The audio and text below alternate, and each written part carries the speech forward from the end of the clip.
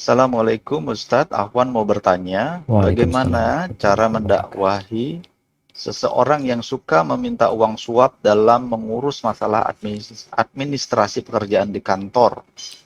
Di kantor setiap ada urusan proses pengurusan administrasi pekerjaan, ada rekan kantor yang selalu meminta uang untuk memperlancar proses pekerjaan administrasi tersebut. Mohon pencerahannya Ustadz. Barakallahu fikum. Nah, barakallahu fikum. Ahibati fillah. Rasul sallallahu alaihi wasallam mengatakan likulli ummatin fitnah wa fitnatu ummati al-mal. Semua umat itu memiliki ujian yang istimewa buat mereka. Dan fitnah umatku, kata Nabi alaihi salatu wassalam, adalah harta. Maka terkadang kita melihat orang ini udah kaya raya, masih korupsi. Mau dibuat apa itu uang? Itulah fitnah. Itulah ujian. Yang kalau kita tidak menguatkan keimanan kita dengan memahami hakikat dunia ini dan hakikat akhirat, maka kita akan terus menumpuk uang tersebut dan mengumpulkannya dengan cara yang tidak halal. Apa sekarang tugas kita? Dapat rekan kerja yang seperti itu. Maka kita harus tegas sama dia. Dengan cara yang pertama memberikan nasihat keimanan lagi. Kita bicara keimanan.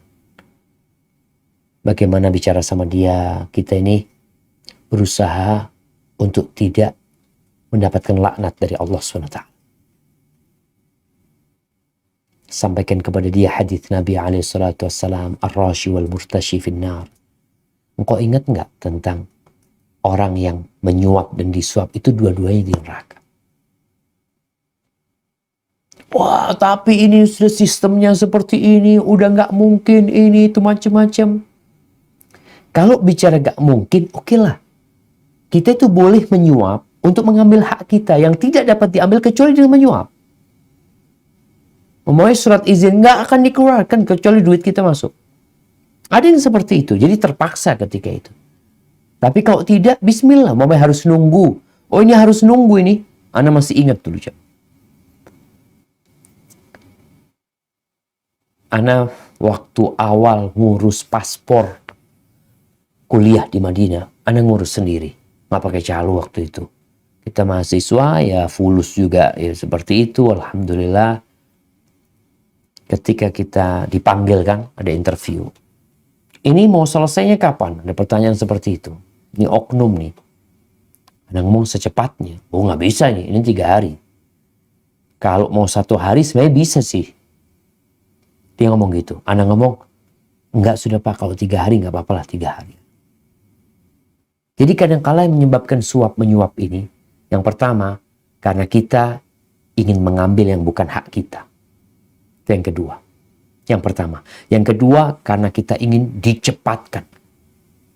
Padahal ada berkas yang numpuk. Punya kita nomor 10. Mereka akan mengerjakan nomor 1, 2. Tapi kalau antum bayar, antum jadi nomor 1. Berarti kita telah menyerobot orang lain. Kita berdosa. Maka bagaimana diajak teman kerja tersebut, umpamanya dengan udah nggak apa-apa. Terlambat sedikit nggak apa-apa. Makanya kalau kita tahu perizinan itu butuh waktu 2 bulan. Ya sebelum 2 bulan kita udah ajukan. Jangan terburu-buru. Kecuali tadi, memang ada yang tidak mengeluarkan izin kecuali kita bayar. Ada. Maka terpaksa kita mengambil hak kita dengan cara seperti itu. Keimanan, jamaah, kembali kepada keimanan dengan Allah dan hari akhir. Ajak teman-teman kita ini untuk mentadabburi surat-surat yang ada di juz Amma. Itu yang menjadi penguat para sahabat Nabi di kota Mekah. Disiksa, diusir, dan sebagian dibunuh. Mereka tetap mengatakan la ilaha illallah. Sekarang ini yang berbahaya. Orang itu menjual agamanya hanya untuk mendapatkan beberapa rupiah yang bakal dia tinggal selama-lamanya nanti. Hadza wallahu a'lam bishawab. Itu yang bisa Anda sampaikan pada kesempatan kali ini. Kurang lebihnya mohon maaf apabila benar yang Anda sampaikan itu dari Allah Jalla Jalaluh.